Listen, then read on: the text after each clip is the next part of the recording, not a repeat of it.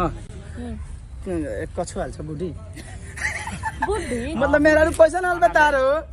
माने इतना समझ में ना आइला मतलब मेहरारू बाप रे बाप अब बता सारा दुनिया बता ए वे लखा मत कर सुना मैंने बोल ना आज ढेर दिन बाद हमरा से भेटाइल बड़ हुन घुस का तका हां हमरो के जगह हमर दे ए मैं तुम्हारे ब्लॉग्स पे कॉपीराइट मारूंगी ठीक है सुनिए ना मैं कैमरा बंद कर दो ना तो फोड़ देंगे कैमरा एगो रुको ना भाई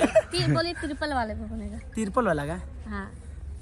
हे में खाली देखिए भाई लोग हाँ ठीक नु हो में मत देखिए बहुत काफी दिनों बाद मिले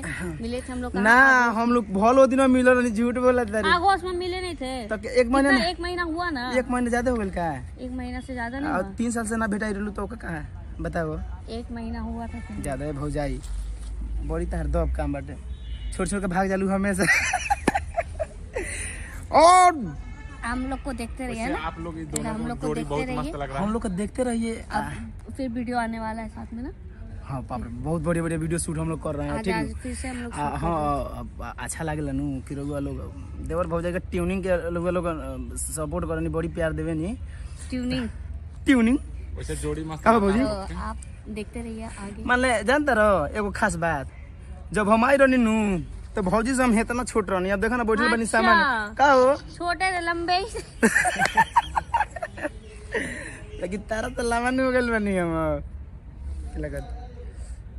आज बाल के जानते ना भाभी का करवानी हां स्ट्रेट करल बनी कोनी आज लुक के चेंज हो जावा आज अब मोय मारो आंखें पर चढ़ रहा था हमरा ठीक नहीं लगत का अच्छा लग रहा है अब पहले से बाल सही हो गया आपका आज न भेल